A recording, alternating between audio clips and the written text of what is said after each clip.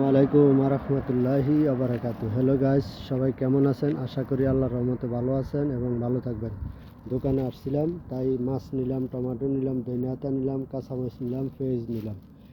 Fungus মাছ লইছিলাম দুইটা, একটা থুয়েছি ফ্রিজে তালাজার মধ্যে, আর একটা আজকে পাক করব। তাই আপনাদের মাঝে একটা ভিডিও দিয়ে দিচ্ছি। তাই কীরকম হয় ভিডিওটা একটু অবশ্যই আপনারা জানাবেন।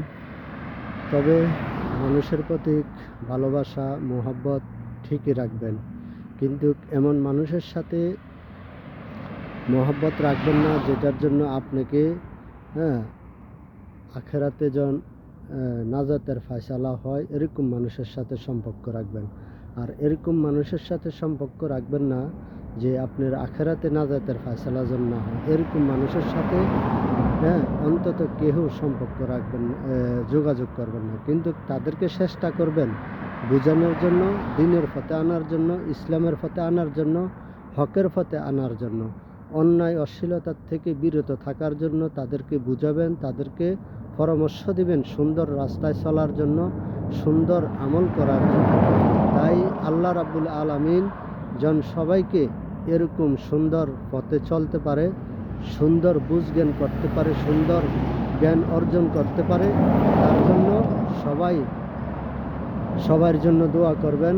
আল্লাহ যেন সবাইকে এরকমভাবে জ্ঞান দান করেন যেন সে সামনের দিকে এগিয়ে যায় এবং আখেরাতের জন্য যেন সে কোনো সঞ্চয় বা কোনো আমল তৈরি করে যেতে পারে, কোনো আমল করে যেতে পারে। তাইলে তার আখেরাতের জন্য নাজাতের ফয়সালা আল্লাহ সুবহানাহু ওয়া তাআলা করে দিবেন। কিন্তু যদি আমরা কোনো আমল না করে, কোনো কিছু না করে যদি আমরা আখেরাতে নাজাতের ফয়সালার চিন্তা করি, তাহলে আমাদের কখনো আল্লাহ ফয়সালা করবেন না। এটা আল্লাহরই হুকুম, আল্লাহরই দান, আল্লাহর রহমত। তাই আমরা আল্লাহকে মানব, আল্লাহর হুকুম মানব, আল্লাহর বিধান মানব। কোরআন সুন্নাহ অনুযায়ী আমরা ইনশাল্লাহ নিজের জীবনকে গড়ে তুলব, নিজের ছেলে মেয়েদের জীবনকে গড়ে তুলব এবং রাষ্ট্রে এবং গ্রামে, পাড়ায়, মহল্লায় আমরা কোরআন সুন্নাহর জ্ঞান দিয়ে সমাজ, গ্রাম পরিচালনা করব ইনশাল্লাহ। যদি যারা সমাজ এখন বর্তমানে পরিচালনা করেন সবাই এই দিকে লক্ষ্য রাখবেন।